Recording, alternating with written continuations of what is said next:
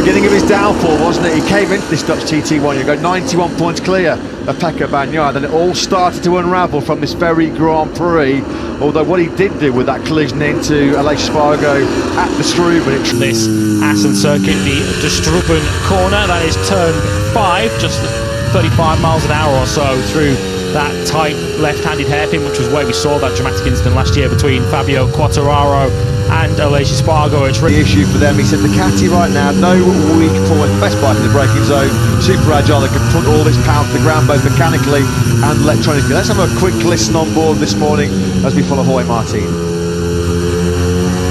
So far this season, my reigning world champion Pekka Bagnaia, in terms of the champ back and gain information that's going to help Honda in the future, but that just goes completely against Marquez's instinct and his DNA.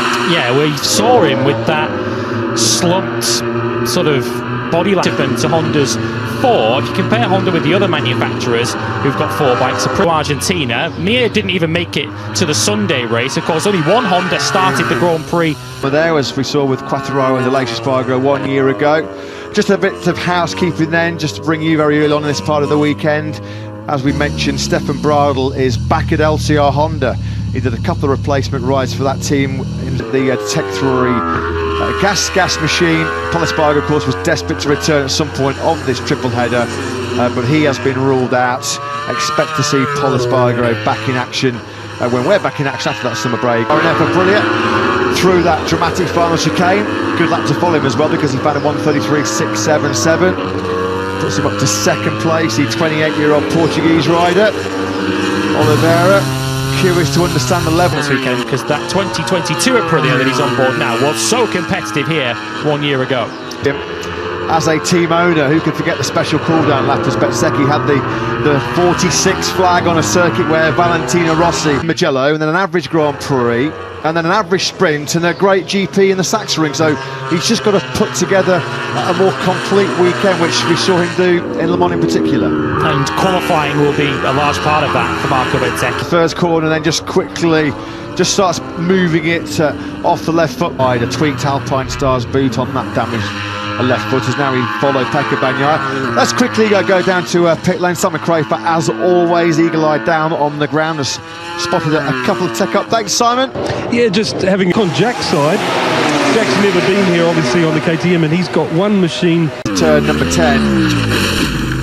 He was a little bit offline there, didn't look like it. A couple of big barrel rolls through the gravel there and just composing himself, maybe just a little bit winded. Thankfully, would feel incredibly harsh given how Augusto Fernandez has performed more than admirably so far in his rookie season. If he was to be the man left standing without a say, but Lewis, they can't be a big ask, a real big ask to persuade, and probably one of the toughest tasks in the world, to convince Pedro Acosta to do another year in Moto 2. We saw that interview yesterday. It was played in front of Jack Miller, who's I've said for quite a while, from KTM's point of view, if for no other reason, they need to keep Pedro Acosta to avoid someone else having him, because if you let Pedro Acosta go elsewhere to another manufacturer, you are increasing their... The first corner, it certainly was. That went really quick on Miguel Oliveira. Nothing he could do about that. You shift back 3 gears from 5th to 2nd. The fastest part of that short start finish straight here in the Assen. You get up to about 275 comfortable as possible and try and mitigate the pain that he's feeling through there. And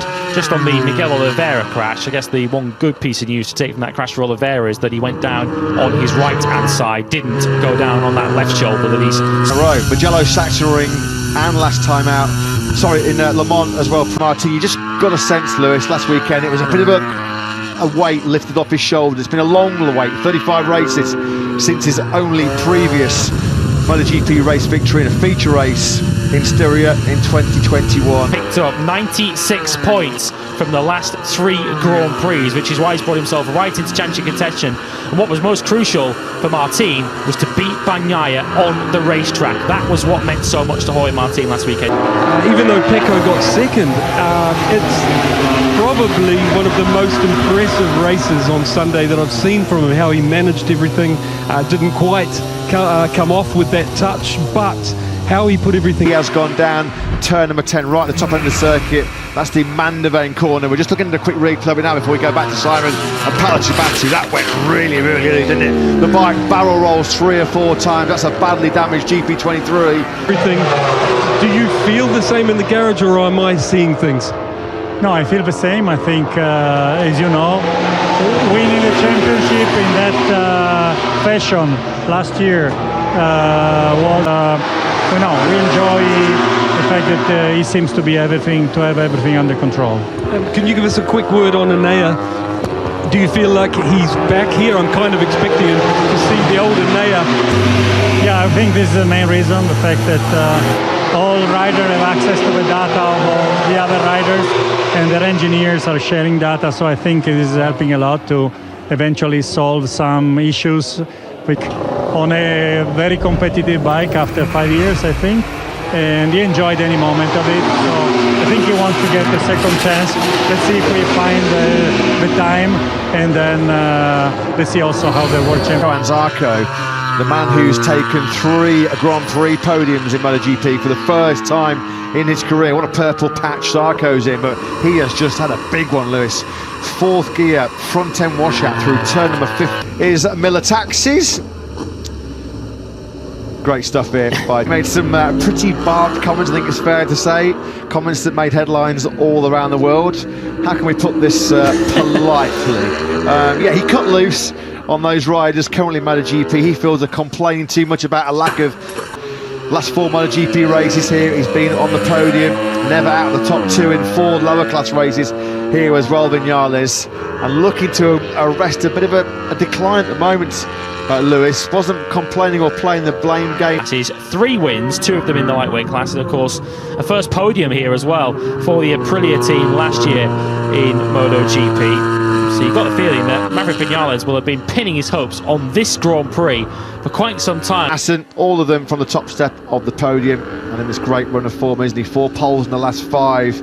Not finished lower than second in the last 2 sprints and the last 2 Grand Prix as the 26-year-old Italian. Now then, at this stage, 2 best tire, they were used in the race. 1/3 the rider they took the soft front, and the 2/3 the medium.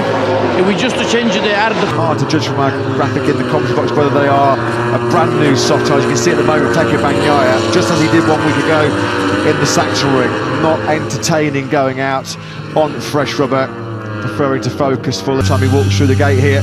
And a special honour for him yesterday, pre-weekend. He joined the TT Legends Club. It was a special ceremony yesterday. He now has a stone. This is one of several mistakes that he has made then in this session.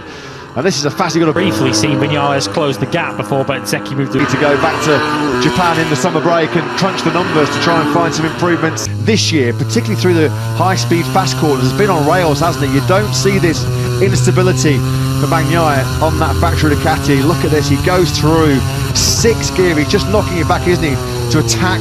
This relegates him back down a spot again. Brad Binder up into the top 10, and John Zarco also rebounding from that fast crash at the Ramshoek. Zarco is going to end this session. Probably just trying to rebuild some confidence, be out there for a practice start. There's no time attack coming in though from the number 1. So you won't be too concerned. I mean, he's 1.2 seconds off the best pace, but of course the big caveat there is he hasn't gone on a soft tyre. 1-1-1 at the end of it. That body language kind of sort of tells the story, doesn't it? Sort of a very frustrated looking